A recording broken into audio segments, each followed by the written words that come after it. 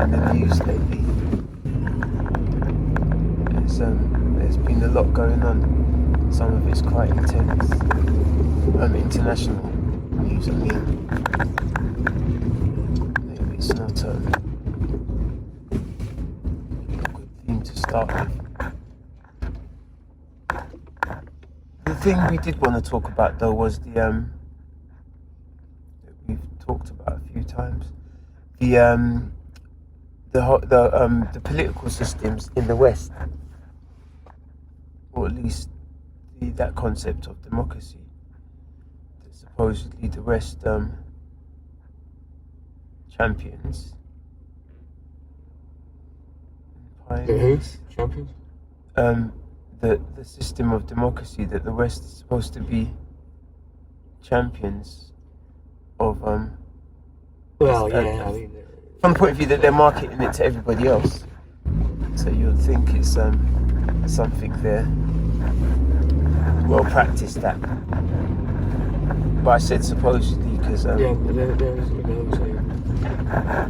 there's different levels of democratic systems. That's what I mean. Where some are better than others. You know? Yeah. The key to a democratic system should be how responsive it is to the wishes of the people that it's supposed to be serving. You know. That's the idea. One key to that, my sort of major issue of politics throughout all, all political issues for me come down to the issue of the actual voting system that's used. Yeah. The first past the post, which we use in this country, is completely inadequate. So you could always say it's anti-democratic. Yeah, that's what I mean by supposedly. So a lot of what we are preached in the West is and what is exported to other nations, when you scrutinise it, it's not being practiced in a perfect form, I guess is one way to put it. Yeah, I mean there's no a political system is only as good as the people that operate it. And that includes not just the politicians that, operate it directly, but also the people that are governed under the system, because in a democratic system, people have a vote. And if they don't use that vote properly, if they're not well informed about how to vote, how to use their vote, then the system is going to be imperfect. The system is going to be as flawed as the people. You know what I've got to say about that? In that system, you get what you vote for. Up to a point, yeah. But actually, what I would argue, in this country, you don't actually get what you vote for. You get what you don't vote against. You get what you don't vote against. Or you get what? Let's put it properly. Most people don't actually vote for a party or a candidate in an election in this country. They vote against a candidate that they least want, that they fear most, or whose policies they think are least beneficial to them. Okay. Because the system we have, the first past the post system, actually forces people to do exactly that, to vote against something rather than for. And that's what I mean. You get what you vote for, and what I mean by that is if people are going to be sort of misled by the particular political group they choose to vote in, and they end up not getting what they thought they was getting. They still had that choice, isn't it? And maybe in a proper democratic system, which effectively involves a voting system of proportional representation, where each vote counts equally. I think there are two key principles that have to be followed for a democratic system to be most effective. One is that each person's vote should count as equally as possible with the next person's vote. That's what it's And it's not always possible. It's possible to get as sensitive a system as possible where each person's vote counts as equally as possible. And that's generally a proportional representation system. The first past the post certainly doesn't deliver that. We don't get that in this country, because depending on where you live and how you vote, your vote can be worth, I think I calculated it once, there are others who have calculated this more accurately, but I think I worked out once that, let's say you vote Lib Dem in a strongly Tory or Labour constituency, your vote is likely to be worth 12 times less than someone who lives probably even next door to you that votes, like if you lived in somewhere like Guildford in Surrey. Why is that maybe then? not Guildford, but because I think there might be certain places where, certainly in certain Conservative constituencies in the southeast, the main opposition is Liberal Democrats, not Labour. Yeah. And in the north, until the last election, where the big thing was the Red Wall, where all these constituencies that had been Labour for decades, even centuries actually, suddenly, they went Tory. But previously they were strong Labour seats, and I suppose you'd have to say the main opposition in those kind of seats was not the Conservatives but the Lib Dems. So the Lib Dems often sort of function as the main opposition in seats where, in one case, one instance where the Tories are the strongest party and Labour have got virtually next to no chance. So the Lib Dems would be the main opposition party in those constituencies, and equally in some constituencies in the north and inner cities and that, where the Tories got virtually no chance of getting elected. There's always Labour, and then there the Lib Dems would be the main opposition to them. So we tend to think of Tories and Labour as being they are the two main parties in opposition to each other, but not in every area. In some areas, you say Labour doesn't get a look in, and it has to be another party, usually the Lib Dems. Although in Scotland, for example, that's what I was about to say. In Scotland, it's going to be the Scottish Nationalist Party, the Scottish National Party has come to the fore in recent years.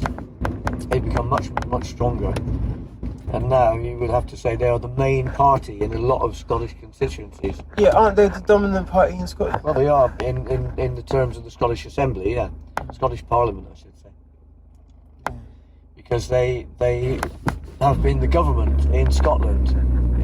But the thing is that the Scottish Parliament hasn't got all the powers. I mean, a lot of powers are still with Westminster Parliament, the UK Parliament in Westminster. Isn't it the same thing in Ireland? In Wales? And they have, the Welsh Assembly is less powerful actually than the Scottish Parliament. And the Northern Ireland Assembly, well, at the moment there isn't even one, because there's this dispute about the protocol, the Northern Ireland Brexit protocol, where the Northern Ireland the Stormont Assembly is not even sitting because the main unionist party, the DUP, are objecting to this protocol, this Brexit protocol for Northern Ireland. What do they mean by protocol? Well, there's an arrangement where, like the border arrangements and the tax arrangement. Because Northern Ireland is part of Europe still. Well, no, the Republic of Ireland is part of the European Union. Yeah, has been ever since we have been in. We UK and Republic of Ireland joined the EEC, I think, at the same time, in 1973, 74. And obviously over the years, over the decades, the European Union has evolved from simply a trading organisation to a more political kind of outfit, union. The Republic of Ireland has been an enthusiastic member of that because they've done well out of it. The Republic of Ireland used to be one of the poorest countries in Europe 50 years ago, and now they've really prospered, and they're probably better off now than we are. Their economy is better, and the standard of living and all that is higher than this country now. Now, obviously, there is a... You don't want to let that go anytime soon. Well, quite. And there is a hard border, a land border, as we know, between Northern Ireland and the Republic of Ireland, and the Brexit thing caused huge complications to that. Yeah. Because when the Good Friday Agreement in 1990, late 90s, I think, or early 2000s, I think.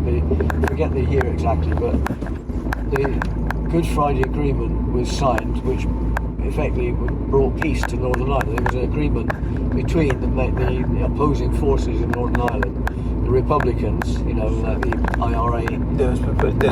We're prepared to halt all the hostilities at that point. Right, yeah.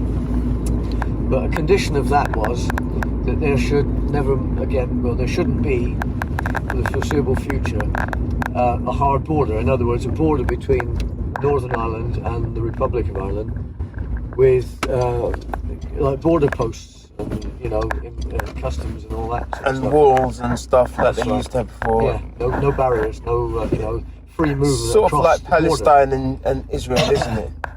It's something similar to that in terms of checkpoints and towers, watchtowers, or is it different? I suppose. I don't know. I think it was like that originally. Yeah. Yeah, originally. But now, of course, it's since the Good Friday Agreement, all the border posts have been demolished, and it's just free movement across the border. Yeah. Now Brexit caused big complications for that, because Brexit obviously led to like things like customs checks for goods crossing the border between north and south. Yeah. Because we were no longer part of the EU, therefore there had to be checks and restrictions between goods going across the border. Operating from a different system at that point once we checked out, isn't it? But then the Good Friday Agreement insists that there should be no hard border. In other words, no customs posts, no barriers. That's what a hard border is. A hard border is a customs post. Well, it's actually more to do with border check immigration.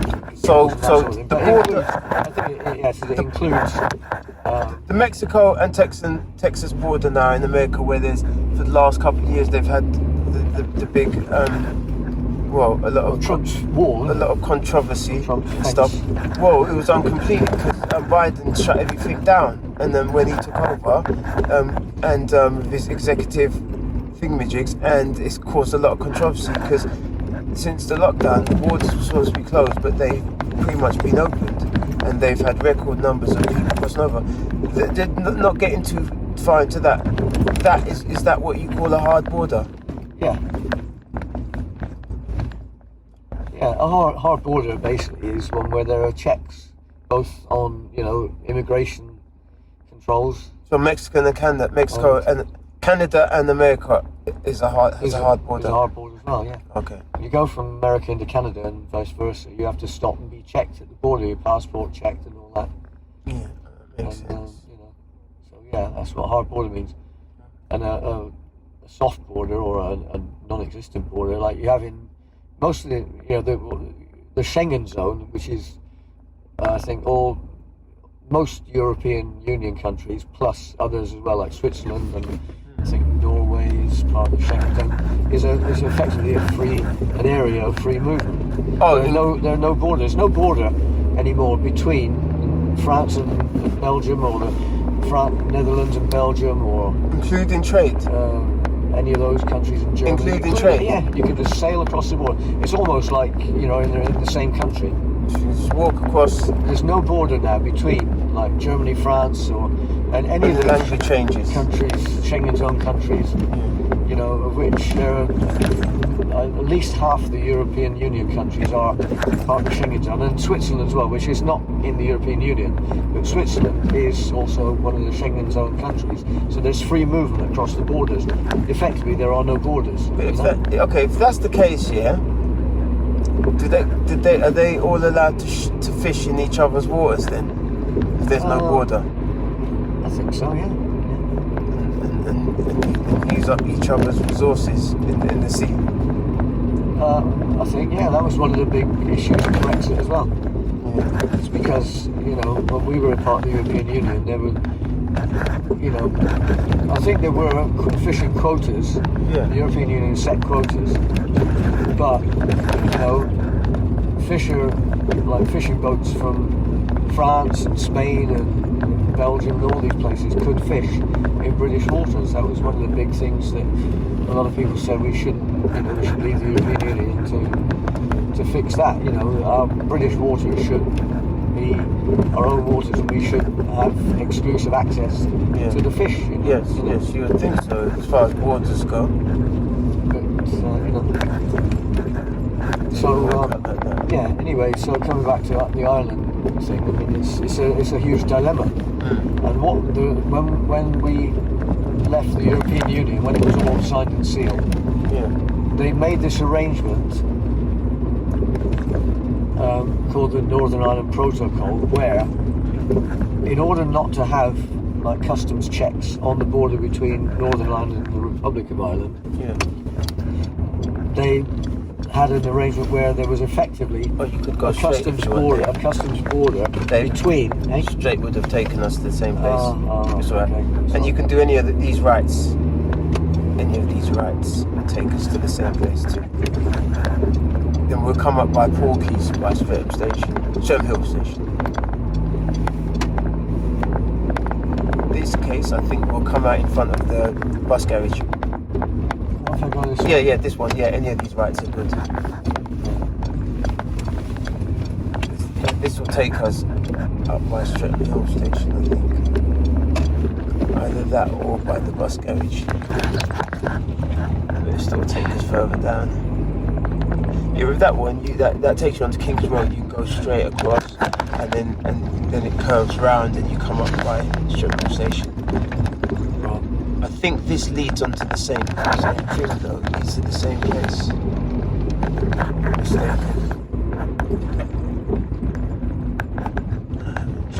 Sometime. I can't remember. As a matter of fact, I think it does. It just takes us further up. So we would have gone down there and then come out at the end there, but this takes us, this is back onto the same road. We'll soon find out.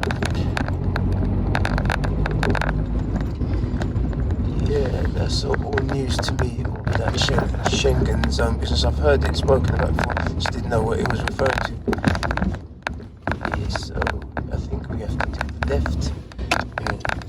Go left. Yeah. So this is the road that other road would have taken us onto, just curved round. So in a way, this brings us out further up. It's just the convenience of going straight across, I guess.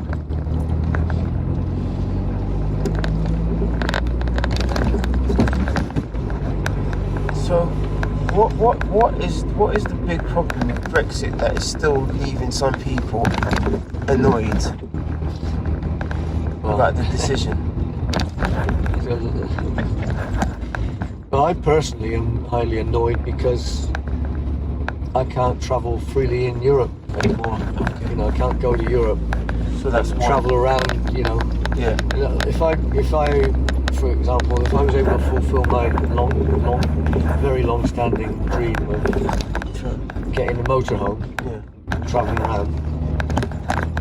Now that we're not in the European Union and we're not therefore, benefiting from the freedom of movement. You have to carry your passport everywhere. You'll have to do it anyway. You have to declare carry a passport, but you could go in, into any of the European Union countries and just stay there effectively as long as you wanted, you know. Yeah. You could just, you know, I could taken my motorhome over the channel and just driven around Europe for, you know, 9 months a year, however long I wanted, really. Now, you can only go for 3 months in any 6-month period. That's kind of crazy, isn't it? Then you have to You have to come back. come out of And then go back. So if you wanted to do a long trip, you have to come back for 3 months, and then you have to come out for 3 months, and then you can get Oh, so you can't just come out and turn around. No. You have to come out and stay out. You can go in. You can stay in that area, the European Union, That's a bit brutal, isn't it? for up to 3 months in any 6-month period. If you were to do like a 12-month tour, what would they expect you to do? Come back and chill for 3 months? This is something also. This is causing big problems for musicians. Yeah.